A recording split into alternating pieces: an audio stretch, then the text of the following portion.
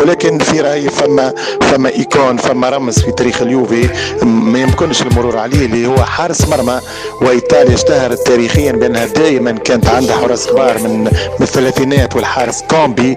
الحارس هذا هو جيجي بوفون، اللي عنده بالنسبه لي كعصام شوالي معزه خاصه، نحبه برشا. حارس متميز، حارس جرين توزو، عنده الروح، عنده الاصرار، عنده الإضافة لفريقه. وياما اليوفي ربح بطولات بفضل تصديات جيجي وشخصية بوفون. نفس الشيء بالنسبة للناسيونالي وسكوادرا تزورا. هذا الرجل اللي أيديه بيضاء على الكرة العالمية، ونعتبره بالنسبة لي أنا من أفضل الحراس في تاريخ الكرة العالمية.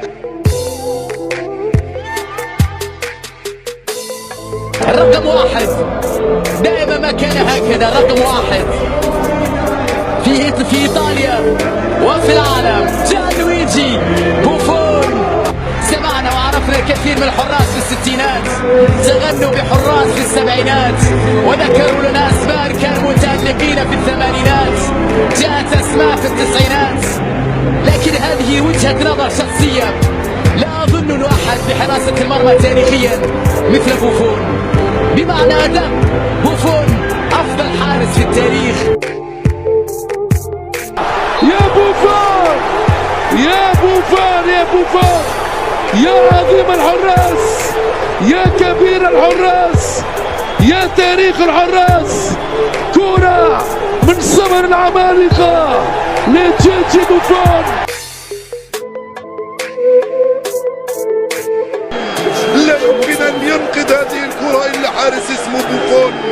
بيده اليسرى ينقذ يوفنتوس من الخسارة ويخرج الكرة للركنية. يا بوفون انت رائع، 37 سنة وتنقذ يوفنتوس بهذا الشكل.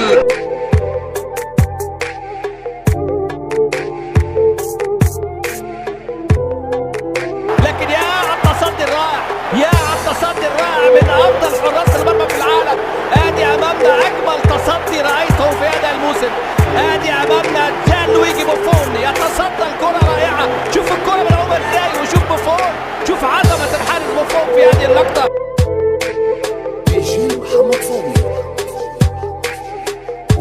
بوفون يرد، بوفون يتصدى. تشعر أن المرمى ما هو إلا امتداد لذراعيه وقدميه، إنه يغطي كل شيء. الله على بوفون. هذا بوفون، هذا بوفون من عائلة رياضية تتعامل في كل رياضاتها باليد. راح أقول لكم كيف. بوفون شقيقتاه لاعبات في المنتخب الطائرة، والده بطل في رفع الأثقال وأيضا يستخدم اليد، خاله لعب كرة سلة، جده حارس منتخب إيطاليا في الستينات، والدته أيضا اللي هي أمه بطلة في رمي القرص. كلها عائلة رياضية تتعامل بالأيدي. يا جماعة عائلة كلها تتعامل بالأيدي، هذيلا تبغي تجيبهم مع بعض في جلسة طرف، يا هو تصفيق يطلع.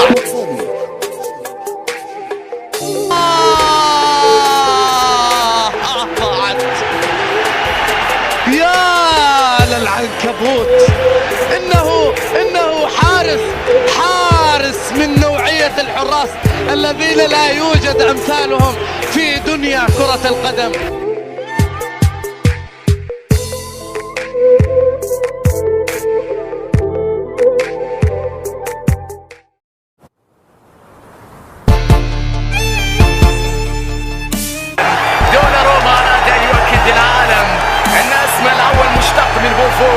وأنه ربما في الطريق لأن يكون ثاني بوفون.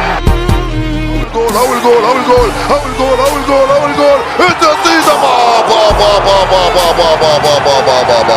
جول يرفضه من هنالك دوناروما، يخرجها للركنية كرة دي بروين. هرب من هنالك روميرو لوكاكو، افتح الطريق لدي بروين والعملاق بيمناه يخرجها.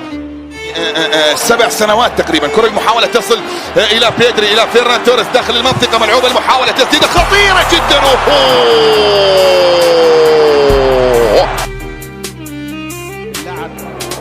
كالاجيتش كان دخل كبديل مكان ارناوتوفيتش. دقيقة 96 وادي كرة خطرة جدا، كرة حلوة قوي، لكن يا ولد دوناروما كرة خطيرة جدا. ادي البديل لسه داخل لويس شواب امامنا. لوكاكو كيليني لوكاكو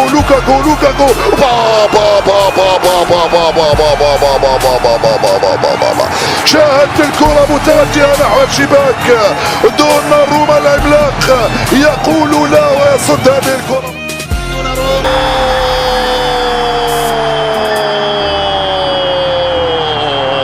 جيانلويجي دوناروما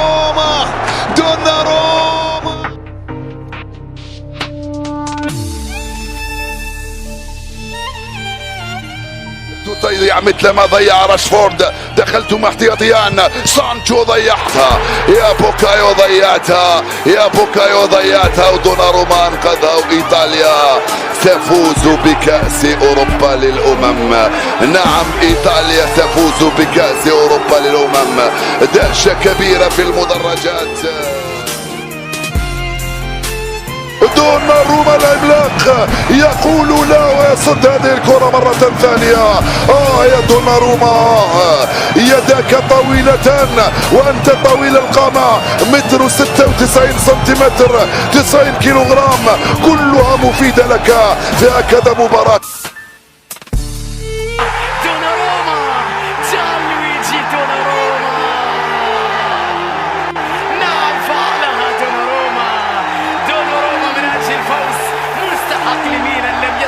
أبدا ميلان.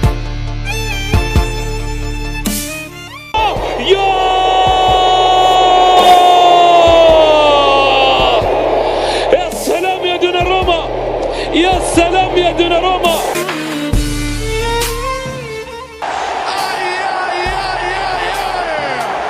دوناروما مساوي التسعين.